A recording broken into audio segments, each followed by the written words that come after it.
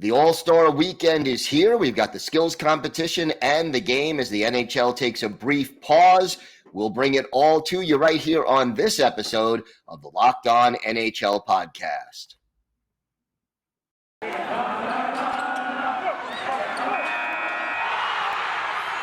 You're Locked On NHL, your daily podcast on the National Hockey League. Part of the Locked On Podcast Network, your team every day.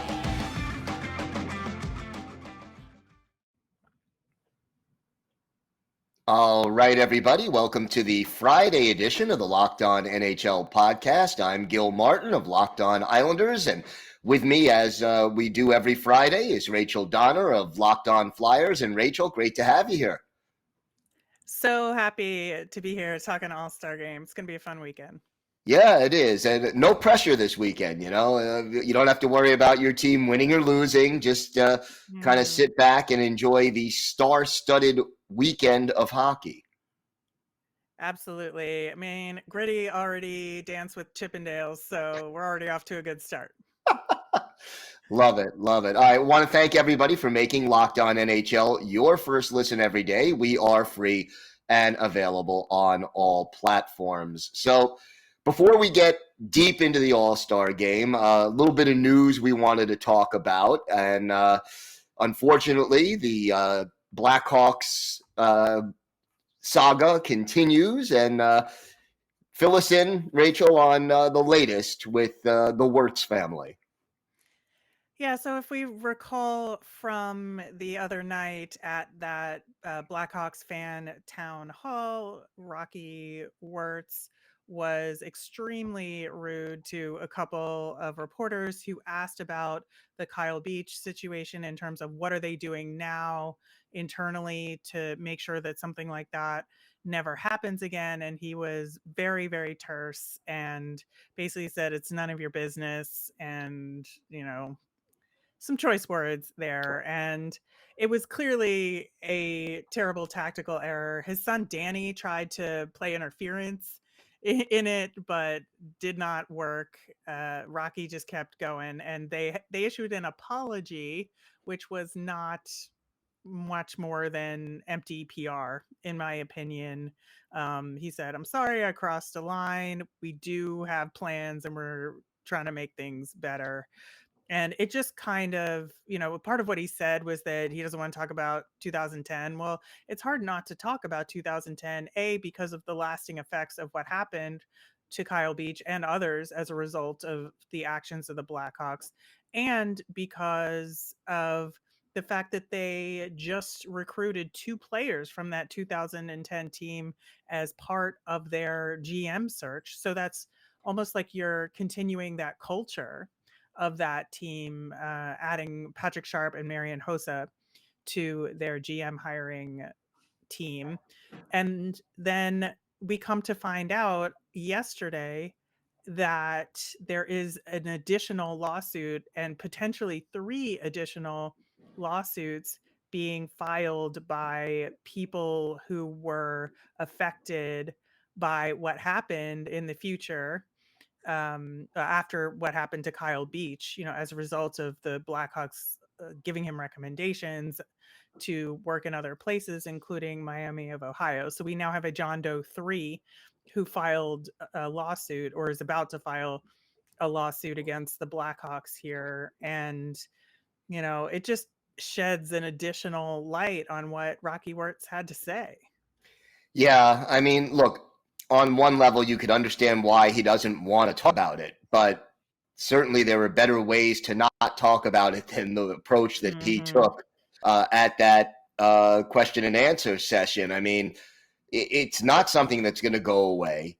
And obviously, with these additional lawsuits coming out, I'm sure his lawyer said, don't say anything about it, but again, there's ways of not saying anything about it. And it, like I did say on the Thursday show, if he would have kept it general, it would have at least come across better. I mean, I don't expect him to go point by point as to what plans they have to make sure it doesn't happen again in the middle of this question and answer session, but certainly something a little bit more constructive would have been beneficial to the Wirtz family, the Blackhawks, and the National Hockey League. Yeah, I mean, that just about sums it up. Um, I will say that the mascot competition for the All Star Game was happening last night, and I did have some personal satisfaction that Gritty took out the Blackhawks mascot in their game of dodgeball. Just, I don't know, made me feel good.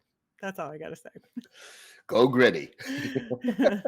Gritty is a character. And Yeah. now, was that on ice? I didn't get a chance to see it. No, I think it Okay. was at a gym. At least I think so.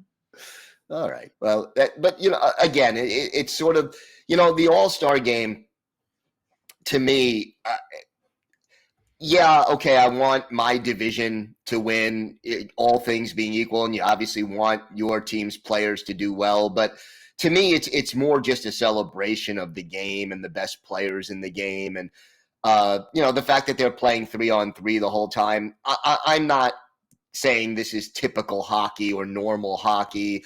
It's more of a laid-back atmosphere, and just sit back and enjoy watching the most skilled players in the game do their thing.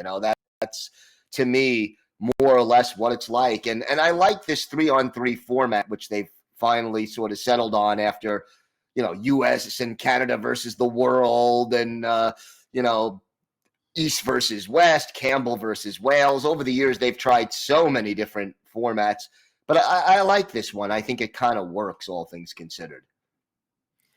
I do too. I do think, they do have to change it up every now and again. It does get stale. I remember when they first did that draft Yes. concept where the captains pick their teams schoolyard style, and it was super fun the first year they did it, but then it just gets a little less fun each year just because it isn't new. So I'm glad they try and change things up a little bit, and especially this year in Las Vegas, adding Las Vegas themed events to the skills competition and just adding like the flair of the local market, I think is a really good idea. Absolutely. And look, let's face it, Vegas is certainly a different kind of location to have the All-Star game. It's unique. And it'll be interesting to see how that flair and that flavor plays out over the course of the next few days. So I'm looking forward to it. And it should be good. The problem I had when they had the captains picking the teams is you could have like players on your favorite team going against each other, and then you're like, well, who do I root for? Oh, I love that though. Okay, you That made like it that. more That fun. frustrated me. Yeah. No, I loved it. I loved it because you would see them, fake fight each other, Right. and fake check each other, and that was funny.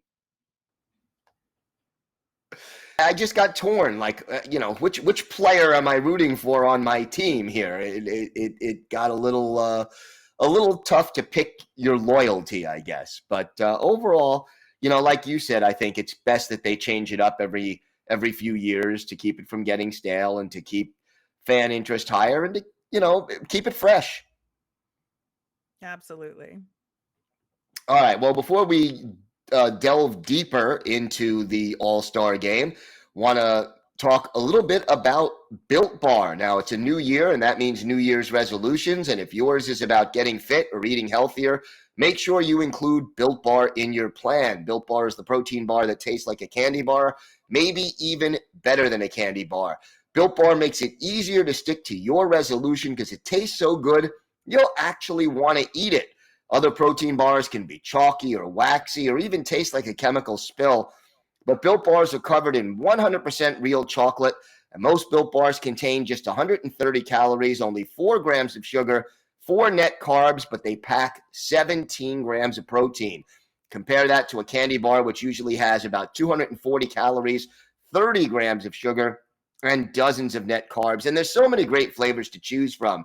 Coconut almond, peanut butter brownie, raspberry, cookies and cream. My favorite is the salted caramel, mint brownie, and so many more. In fact, Built is always coming out with new limited time flavors, so check out Built.com to see what's new. Go to Built.com now, use the promo code LOCK15 to get 15% off your order. That's promo code LOCK15 for 15% off at Built.com. So the skills competition is really going to kick things off? And out of the 7 different competitions they have, which one are you looking forward to the most? Well, I think it's gonna be the Fountain Face-Off event, for a couple of reasons. One, to have a competition in the middle of the fountain at the Bellagio is absolutely wild, and And I it's love the very idea. Vegas. Yes, it's very Vegas. I love the fact that they're gonna have to shoot pucks through the spray of the fountains. That's like an extra twist to the skill at hand. And I love it also because, as we know, Alex Ovechkin got added to the COVID list and isn't going to be there, which is terrible. And we should talk about that. We But should. because he is the life of the party, so it's not going to be the same without him. But as a result, Claude Giroux became captain of the Metropolitan Division team. And he has an underappreciated dry sense of humor that I think will go over well in the interviews. And I think because he was captain, he got to call dibs and he is in the fountain competition. So I am really excited to see that and see what he can do. And, they have some special celebrity guests, and Jocelyn Lamoureux is part of that fountain competition, as Nice. well as Jonathan Huberdeau, Jordan Eberle, Nick Suzuki, Mark Stone, Zach Werenski, Roman Yossi. I think that's a great combination of players for that one. Yeah, I like that one. And it's different. You got to give him credit for thinking up something different. And like we said, very Vegas. I agree with you 100% as far as Ovechkin is concerned. I've interviewed him a few times in scrums, and yeah, he's very interesting to speak to, and has that sense of humor, and really enjoys the back and forth, with the media and with the fans, and he will be missed. There's no question about it. Yeah, I'm just also excited that Claude Giroux got to bring his kid, Gavin, along with him. So when they always have like little kids on the ice with their parents, I always think that's cute. And so we'll get to see Gavin this time. And yeah, it should be a lot of fun. Yeah, and how old is Gavin, roughly? Do you know? I think 2 or 3, somewhere in there. Yeah. Yeah, that and then one other thing that they are doing, they are bringing in some other players who were not selected to the All Star Game to compete in some of the skills competitions, and that means there will be additional players there in case there are other positive tests, which we hope does not become a factor. But it does sort of provide them with a little insurance policy to make sure that the teams are filled out. Yeah, they added Trevor Zegras to that group of people. And of course, with him performing the Michigan and that behind the net shot, it was just incredible. So he adds creativity. So of course he is in the breakaway challenge. I mean, where else would you put him? Yeah. Right? Oh, yeah. Absolutely. And that's going to be a lot of fun. I think the breakaway challenge will be, good. And you mentioned there's a nice little twist with that as well. Yeah, they added as the goaltenders in that competition, the celebrity goaltenders, which is perfect because the goaltending in that competition is meaningless. So you might as well have, non-hockey players really in net. I mean, they are hockey players, of course. So Manon Rhéaume, she'll be in net at one end, and then Wyatt Russell will be in net at the other end. If you're not familiar with Wyatt Russell, he was in Falcon and the Winter Soldier recently and is the child of Kurt Russell and Goldie Hawn. There you go. And then you tie that back in with the movie Miracle. Mm-hmm. So exactly. There's always a hockey connection. There's always a hockey. Always. And he was like a legitimate prospect for a while too. Yes. He played goalie and, was really good at it. So it'll be fun. Yeah, and then you have the save streak competition where the goalies actually do count. Yeah, they have to give the goalies something, but All-Star games are not really designed for goalies, I think. No, they are not. 3-on-3 alone is not designed for goalies. And then when you add the fact that, nobody really checks anybody in an All-Star game. No. Yeah, I mean, it's more like a game of shinny, but that's okay too for purposes of this. And yeah, so give the goalies a little something to compete in and to do and to shine, hopefully, which is not always easy for them on All-Star weekend. No, that is the plan for them. I mean, maybe Vasilevsky will win it, although Cam Talbot is probably a dark horse in this one. Cam Talbot over the course of his career faced a lot of breakaways, so he may. He did. John Gibson is also in this one. Thatcher Demko, Freddie Anderson, Jack Campbell. Jack Campbell, he has some potential in this one as Yeah, well. yeah. So yeah, could be anybody's game. But again, I'm just so cruel about this. But nobody cares. Nobody cares about the goalies. Oh, give the goalie some love. You know what though? Here's the thing. Yeah, All-Star game. Nobody cares about the goalies. You know when they care about the goalies? When the The playoffs start. playoffs. Yeah. So let the shooters have their All-Star weekend. The goalies become the most important guy on the ice when stakes are the highest. Exactly. I love you goalies, by the way. This is all in good fun. Absolutely. Then you've got the hardest shot and the accurate shot competition, which are sort of traditional, competitions that they'll have, and those are fun too because the players are always having so much fun with it. Mm-hmm. Yeah, I did hear that they tried to get Zdeno Chara in for the hardest shot competition just as a special guest, but he was like, "Nah, I'm going on vacation. Have fun." Can't blame the guy. He's in his mid-40s. Having Mhm. a week off is a good thing. It's like got to Exactly. give him Exactly. a He earned little it. break. But He absolutely earned it. yeah, absolutely. And I mean, the Islanders have Adam Pelech there, and he'll be in the hardest shot competition also. And Hmm. I don't think he'd be the favorite. And how accurate do they actually have to be? Well, I do remember Claude Giroux when he's been in the All Star game. This is his seventh, and he's usually in the accuracy parts of the competition.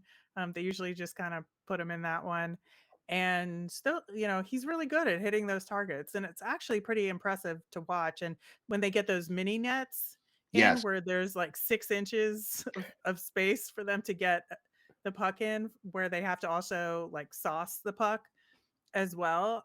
That's super impressive to me. it is. It really is.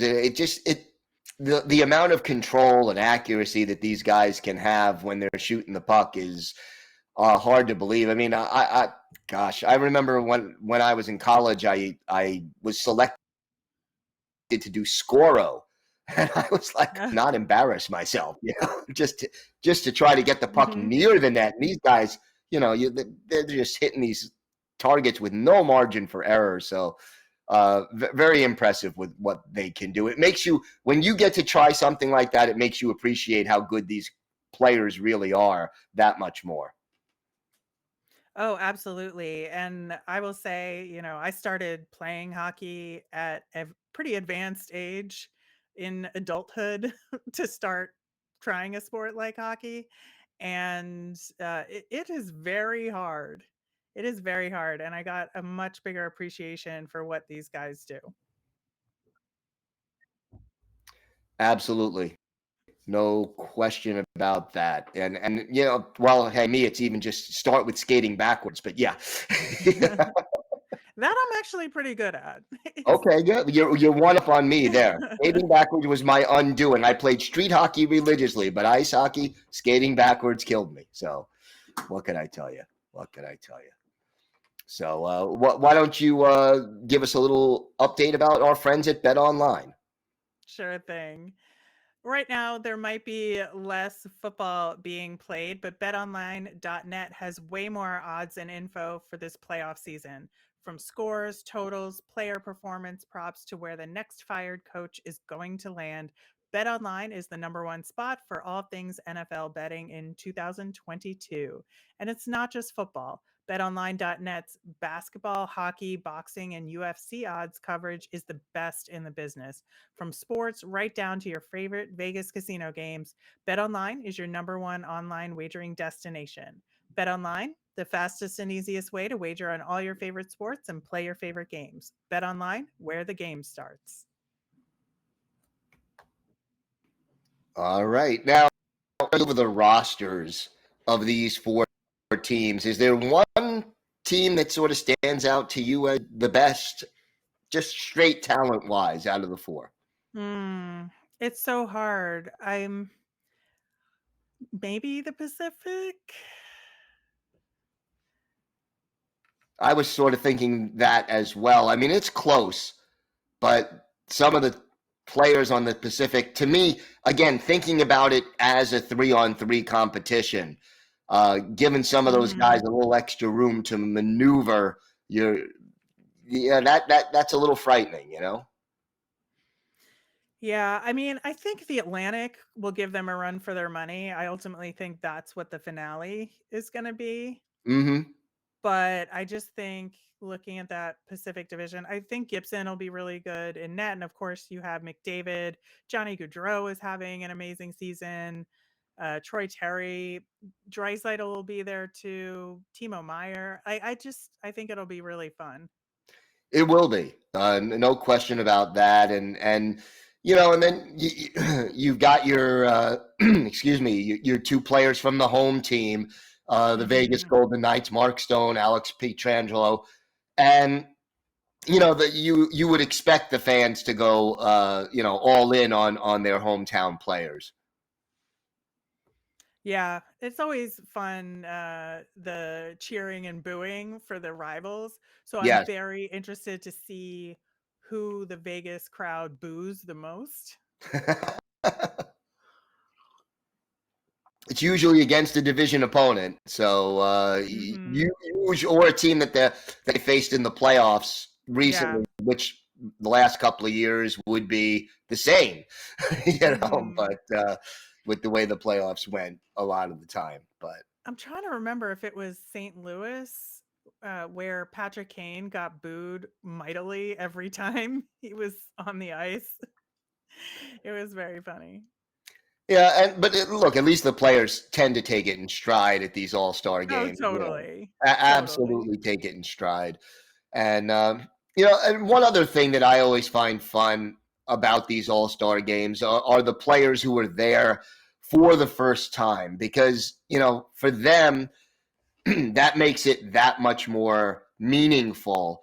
And, guys like Jake Gunsel and Jack Hughes and Jack Campbell, who you mentioned before, and Alex DeBrincat. There are so many, players who are sort of going to fit that mold. And for them to go through that, it adds that much more flavor to the game. Yeah, it does. And, you can see, they're just there to have a good time and hopefully, not make a fool of themselves. I think they would say that. That's what I tend to hear in interviews of, first time All-Stars. And, I think they'll acquit themselves well. I think that's a good batch of kids. Yeah, I think that's absolutely correct. So All-Star Weekend coming up, the NHL, roughly at the halfway mark. Some teams played more games, some teams played less. Just as a last question here before we wrap up, what was the biggest surprise for you in the first half of this NHL season? I don't know. That's a really good question. I mean, I'm surprised at how bad the Flyers are. I never expected greatness from them, but I did not expect this. So that's been kind of a surprise for me.